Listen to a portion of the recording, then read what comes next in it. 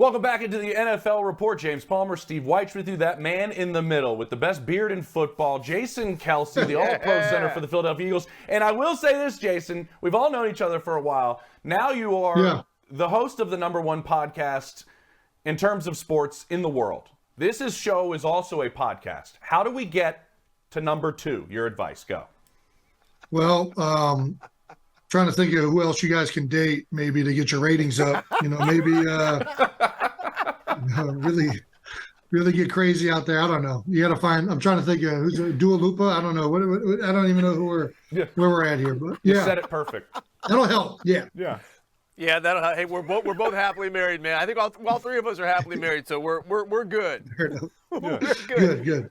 So tell me, and look, you're. I don't know anything for ratings, in all honesty. She don't understand. Hey, I'm 30 years in, bro. I'm not messing with that one. So, Jason, but real quick, you were great. You came out here to the broadcast boot camp. You're absolutely awesome, and taking your career off. So we love seeing you succeed like this. But I got a football question for you. When I saw you a couple weeks ago, after you guys came out here, played the Rams, you were talking about, hey, we got to get close on our red zone issues. Once we get through that, that's the dam that we have to break. You were 4 of 6 scoring touchdowns against Miami. Do you think you guys have turned that corner? Well, it was certainly better, and I think that's we're going to continue harping on it. That's a number that we want to improve on each and every week. But yeah, 4 or 6 we will certainly take. Miami's defense very stifling. Vic Fangio give you all these different looks. They have great players. So you got to be ready for anything in all of these situations. So I thought we had a really good game plan going in the red zone, and for the most part, did a really good job. Jason, I don't want to say I'm stalking you in some of these locker rooms, but I have to bring this up. Repeatedly, I see whether it's a visiting locker room or it's your home locker room, you're not even changed yet post-game. You're still in your uniform, and it's you, Jalen, and Brian Johnson, the offensive coordinator, kind of huddled in a corner. I remember seeing it in Foxborough. And it's maybe a 15, 20-minute conversation post-game. What goes on in that conversation? Can you kind of take us inside that little huddle you guys have right after games? Well, not necessarily that one in particular, but after every game, especially losses or games where maybe either you or the offense didn't play as well as you would have hoped, you're trying to iron out things right away. I think it's very important, and I think part of this is from what Stout teaches and some of the science behind things, but it's important to get the corrections while they're still fresh, while everybody's frame of reference of what just happened is really concrete. If you wait even just a day, guys forget like little minuscule details that I think ultimately end up being important to remember when you're having those discussions. So, we always try and do, we sit with each other on the bench for a reason as an offensive line. We're talking to the other coaches throughout the game as an offensive line. And then after the game, it's important to, reconnect and discuss, hey, man, if we would have just got to this, or, that play really struggled because I feel like this guy was playing this technique, whatever it is. I think when you get to those as soon as possible after a game, while they're still fresh in everybody's head, it leads to people really having a better understanding of how things just went. To that point, talking about detail, of course, the big phenomenon with your offense is the brotherly shove. Yeah. But with you as a center, again, being on the field and kind of seeing this myself, what is the precision, you snapping the ball to Jalen? Because the one thing people I don't think take into account is the quarterback has to kind of be moving forward as you're snapping the ball to him to really get that momentum going. What is the precision? How do you guys just have perfected that? Because there's a lot more going on than I think people understand. Yeah, we've repped it a lot. And, it's not uncommon, and I don't want to jinx this, so I'll knock on some wood, but it's not uncommon to fumble a snap in a quarterback sneak. I did it. Yeah. There you go, Jason. I think appreciate it. It's not uncommon to fumble the ball in the quarterback snap for exactly what you were just saying, Steve, is that, when you're moving, as soon as that ball is moving, you're moving forward or changing your leverage and bending down. And the quarterback is already moving forward to be able to start pushing. And if you do not rep that exact mechanism, and all of a sudden the first time in a game you're doing it for the first time, it's going to feel weird. So it's important, even in practice, especially before you run in a game at all during the season, or if you're running with a new quarterback, to really get that feeling down with the guy. And, it's not just the center quarterback, it's everybody across the board, how we're hitting the blocks, where we're starting, where we're putting the point at, who's working with who.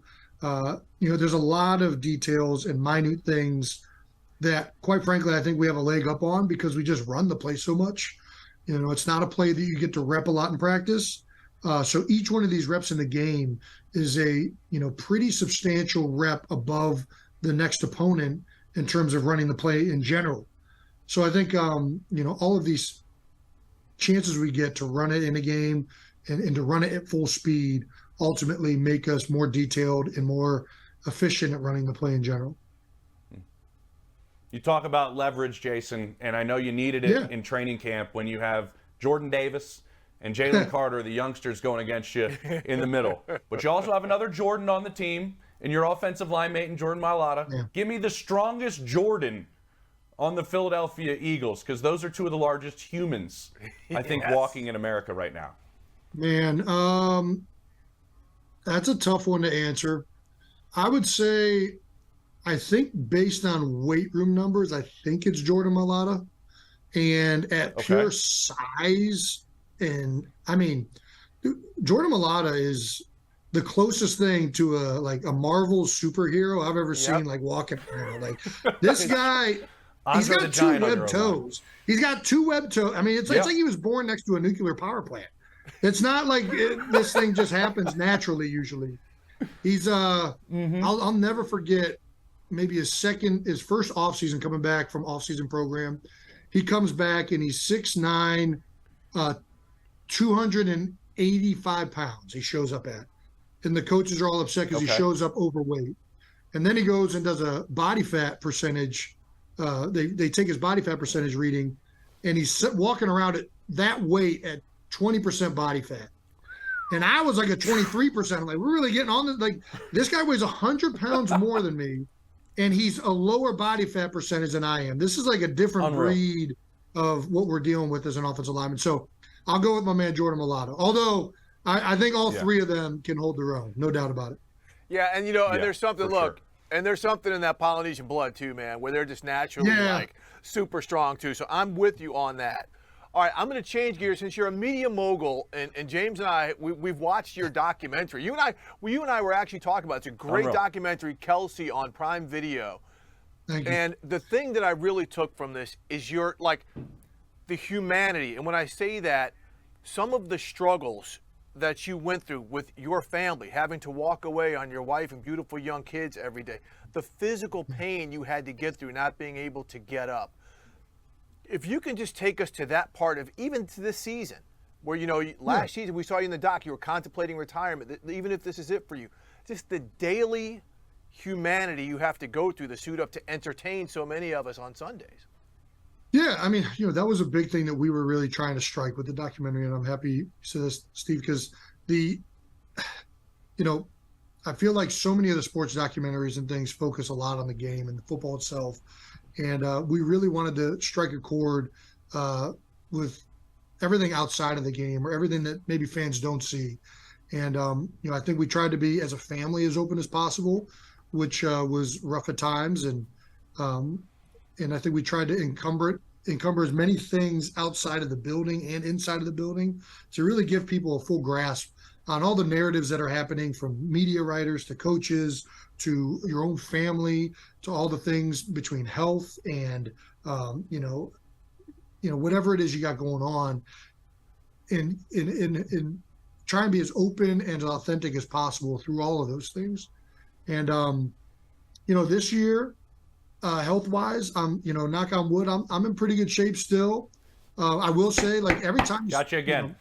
Thank you. Every time you walk away from your family, and I think anybody who works for a living who's busy understands this and can relate with this. It's tough. And, the older my kids get, you feel like you're missing a little bit more. Like when they're young and still figuring out their personalities and whatnot, you want to be around them all the time as well. But once they start going to school and they're doing soccer, gymnastics, they're starting to, really become aware that dad's not there. At times, I think it is harder, for sure. But outside of that, I think we feel really good with where we're at as a team. We're winning, which makes all of these things a lot easier. There's no question about that. And beyond the greatest wife in the world, who really, helps me cope with all of these things that much better. And, without how strong of a woman she is, I wouldn't be able to do any of this stuff. So that helps out, no doubt about it. Right on. Jason, after you say that, I don't know how I'm leaving Meg for Dua Lipa after you so eloquently deliver that. I'm not sure how I'm going to be able to do that in any stretch. But I appreciate just you ruining our chances of catapulting this podcast. But I do want to say, the documentary's brilliant. Our mutual buddy, Connor Barwin, did an unbelievable job with you on this as well. And I kind of want to just press one more time kind of into that, where you talk about your family and everything that you have.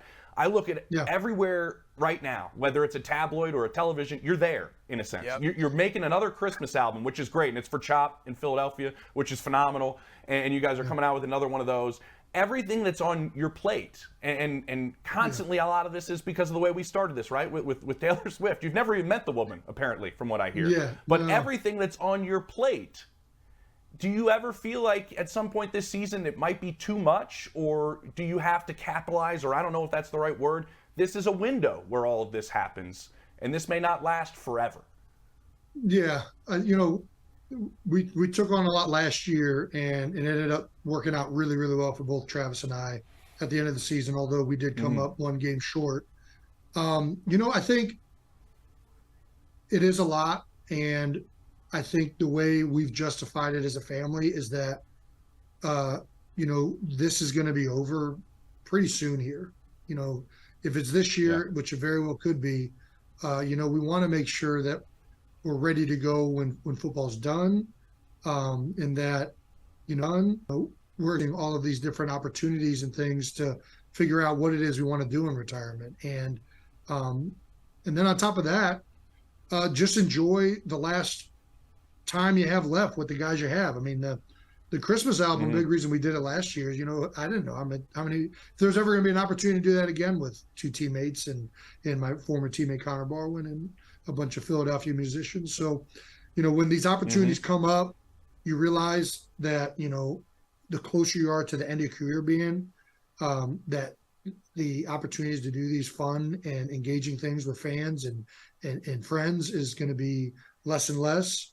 And I think you realize that, and makes you want to do them that much more, because when it's done, it's not going to be there as much. So I think both of those things at the same time cause you to want to figure out what it is you want to do and take on these new and fun challenges, but then two, do them with guys that maybe you're not going to have the opportunity to do them with in the future. So yeah. Awesome. Listen, we want to see you do everything, in all honesty. It's all been a home run, including playing football, which I wanted to continue as long as possible, selfishly, as a kid from the suburbs of Philadelphia. Well, I'm going to keep doing that as long as everything's holding up pretty good and we're still having fun, which I can guarantee you right now we're having a lot of fun. So looking forward to getting back out there this week with the guys. And I wouldn't mind if maybe the Kelsey name kind of took a little bit of a dip down. I feel like we're running on coals right now. We're too hot. We gotta cool down a little. No, we're milking this cow. Hey, we are milking this cow for the show. Thank you, so appreciate good that. Luck with Ratings that, are gonna dude. spike. Good luck. All right. Hey, Jace, we love you, bro. Thanks so much for taking time, man. Good luck. Appreciate both of you guys. Yeah, love you guys. Take care. Yeah.